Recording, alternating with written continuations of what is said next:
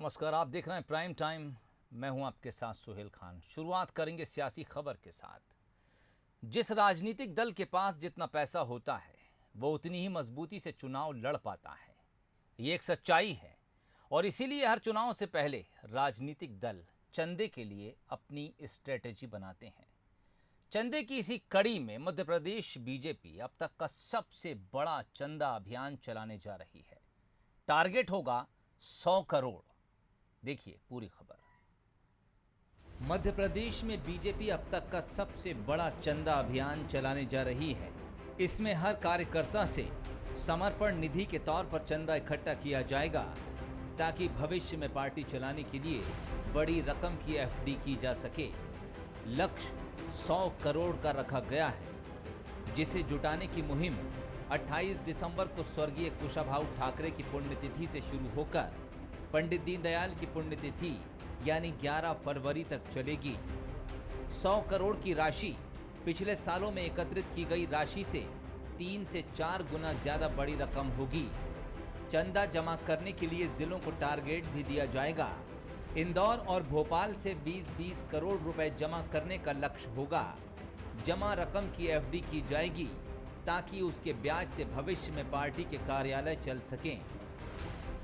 आजीवन सहयोग निधि ये एकत्रित हो कार्यकर्ता के समर्पण से, जिससे शुचितापूर्ण ढंग से कार्यकर्ता के पैसे से कार्यकर्ता के भाव के साथ आर्थिक व्यवस्थाएं की जा सकें, पार्टी के कार्यक्रम चलाए जा सकें। और चूंकि उनका जन्म शताब्दी वर्ष है, इसलिए स्वाभाविक रूप से वो लक्ष्य शताब्दी जैसा होना चाहिए और कार्यकर्ता को दिया। और हमें विश्वास है कि कार्यकर्ता अपनी जेब से निकाल कर समर्पित करेगा संगठन की सुचारू व्यवस्थाओं के लिए।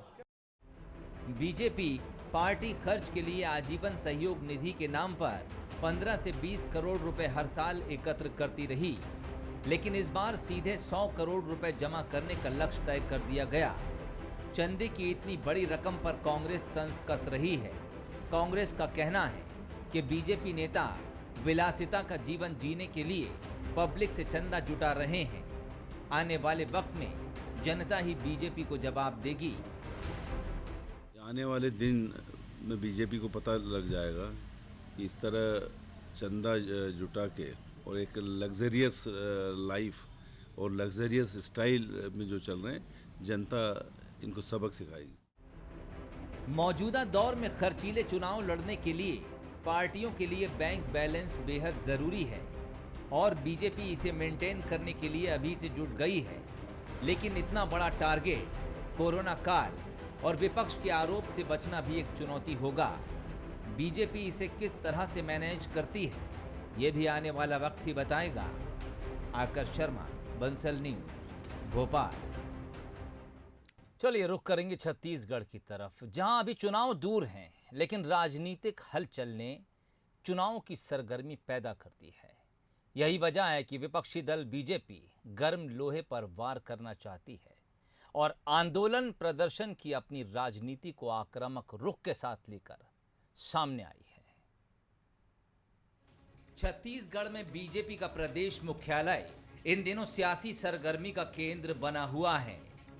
बैठकों में जुटे सारे बड़े नेता बीजेपी की उस रणनीति को आकार देना चाहते हैं जिसमें हर मोर्चे पर सरकार को घेरा जाए।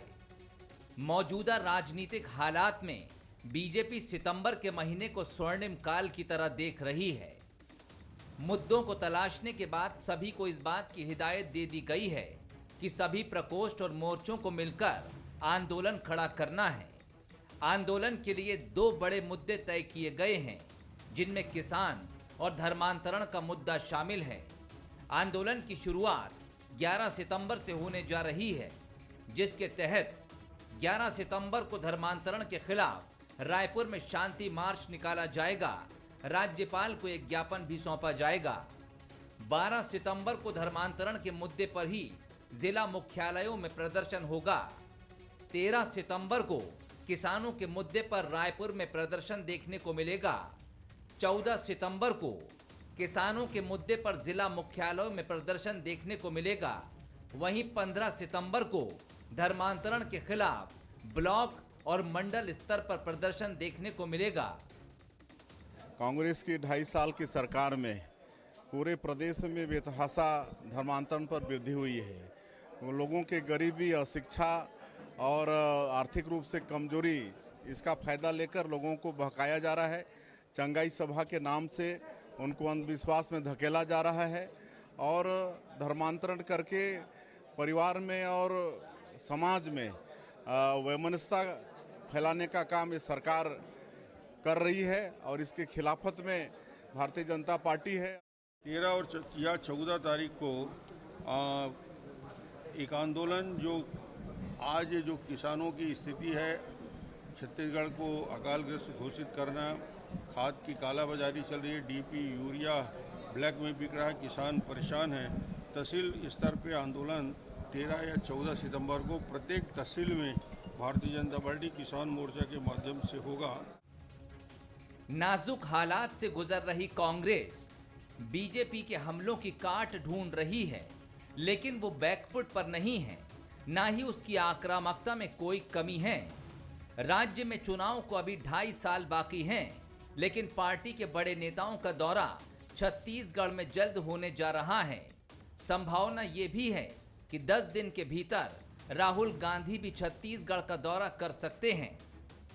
देखिए, हमारे नेता आदरणीय राहुल गांधी जी बस्तर प्रवास पर आ रहे हैं। हमारे लिए सौभाग्य की बात है। उनके कार्यक्रम को हम भव्यता दें और छत्तीसगढ़ में माननीय भूपेश बघेल जी की सरकार जो विकास कर रही है, उन विकास कार्यों को भी हम दिखाएं। ये हमारी मंशा भी है और पहली बार मतलब बस्तर दौरा सरकार बनने के बाद बस्तर में आ रहे हैं, तो कहीं ना कहीं हम सरकार की उपलब्धियों को भी हम दिखाना चाहते हैं।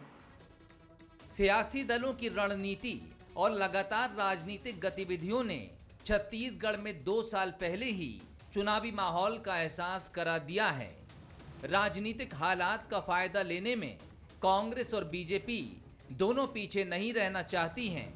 शायद इसीलिए दोनों ने आक्रामक शैली को चुना है। आने वाले दिनों में राहुल गांधी का दौरा और साथ में बीजेपी का आंदोलन सियासी लोहे को और भी गरमाएगा। मोहन तिवारी, बंसल न्यूज, रायपुर।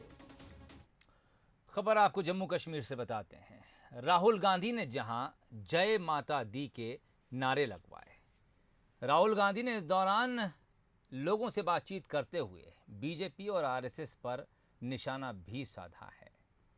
राहुल गांधी ने कहा कि बीजेपी और संघ भाईचारे को तोड़ने की कोशिश कर रहे हैं। जम्मू कश्मीर को राहुल गांधी ने अपना घर जैसा बताया। उन्होंने ये भी जोड़ा कि मैं जम्मू कश्मीर आकर खुश भी हूं और दुखी भी हूं। दुख की वजह उन्होंने बताई कि कश्मीरी पंडितों के लिए बीजेपी ने कुछ नहीं किया, लेकिन उन्होंने ये भी जोड़ा कि मैंने वादा किया है कि मैं कश्मीरी पंडितों के लिए कुछ जरूर करूंगा।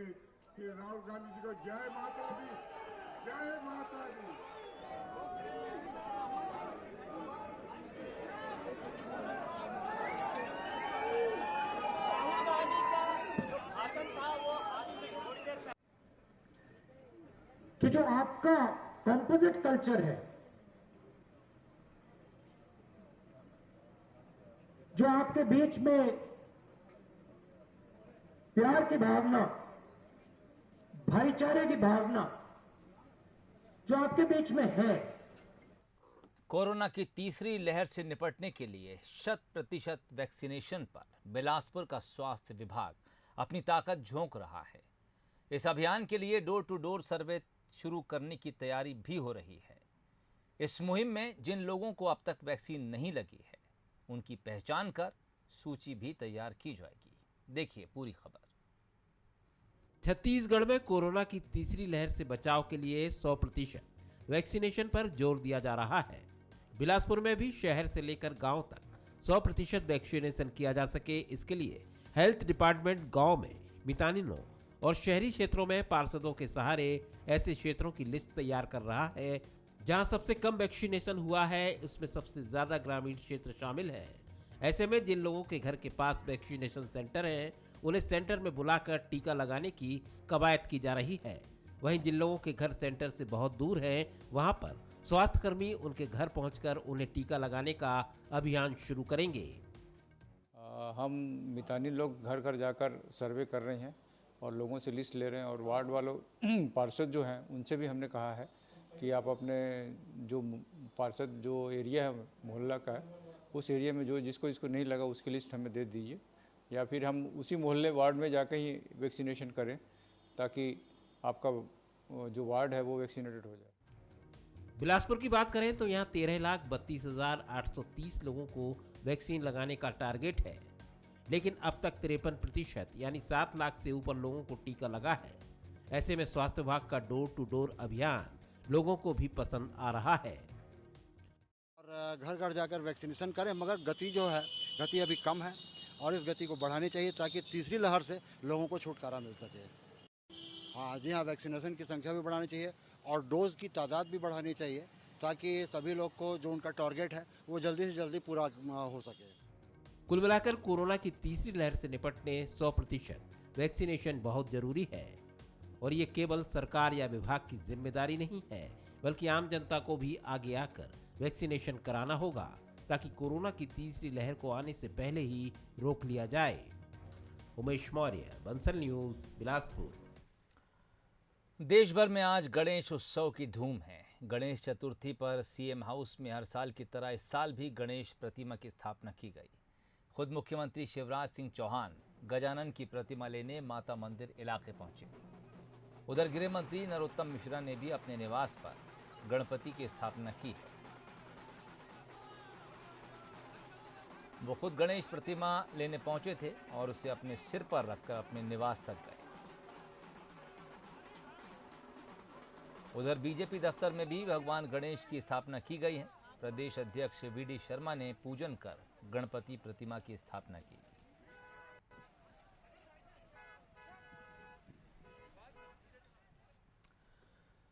सीहोर के प्राचीन गणेश मंदिर में दर्शन करने पहुंची पूर्व सीएम उमा भारती ने दिग्विजय सिंह पर जमकर हमला किया। उन्होंने कहा कि दिग्विजय का कोई दुश्मन नहीं है, सबसे बड़ी दुश्मन उनकी खुद की जुबान है। उन्होंने कहा कि तालिबान संकट का देश में कोई प्रभाव नहीं होगा क्योंकि इस देश का नेतृत्व मजबूत है और राष्ट्रभक्त नेता के हाथ में है। उमा ने दिग्विजय को अपनी वाणी पर नियंत्रण रखने की नसीहत भी दी है। साथ ही उमा ने ओवैसी को भी आड़े हाथ लिया है। क्या बताऊं आपको, मैं बताऊं दिग्विजय सिंह का कोई दुश्मन नहीं है, सबसे बड़ा दुश्मन उनकी जीभ है खुद। और उनकी जीभ इतनी खराब है, वो ऐसी बातें बोलते हैं। वो साध्वी प्रज्ञा सिंह से चुनाव हारे हैं, लाखों मतों से चुनाव हारे हैं, फिर भी उन्होंने सबक नहीं सीखा कि उनकी इसी बदजबानी के कारण उनसे पूरे देश, हिंदू मुसलमान सब नफरत करते हैं, इसी बदजबानी के कारण। और मैं आज भी उनको कहूंगी, दादा भाई वो हमारे भाई, जरा अपनी वाणी पर कंट्रोल कर लो आप, बस बाकी सब ठीक है भैया। आपकी वाणी ही आपका सबसे बड़ा शत्रु है। देवास के नागदा में 5000 साल पुराना सिद्धि विनायक मंदिर है। गणेश चतुर्थी के दिन मंदिर में बड़ी संख्या में श्रद्धालु पहुंचते हैं। मान्यता है कि मंदिर में आने वाले हर श्रद्धालु की मनोकामना पूरी होती है। साथ ही मंदिर के बाहर एक कुंड भी है जिसके पानी को चमत्कारी माना जाता है। कहा जाता है कि इसके पानी से सभी रोग दूर हो जाते हैं। देखिए ये खास रिपोर्ट। गणेश उत्सव आते ही पप्पा के जयकारों की गूंज सुनाई देने लगती है। सभी भक्त लंबोदर की भक्ति के रंग में रंगे नजर आते हैं।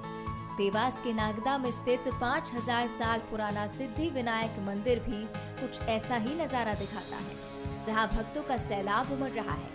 सिद्धि विनायक गणेश मंदिर में भक्त अपनी मनोकामनाएं लेकर पहुंच रहे हैं, लेकिन कोरोना काल के चलते भक्तों की संख्या बीते कुछ सालों से कम दिखाई दे रही है।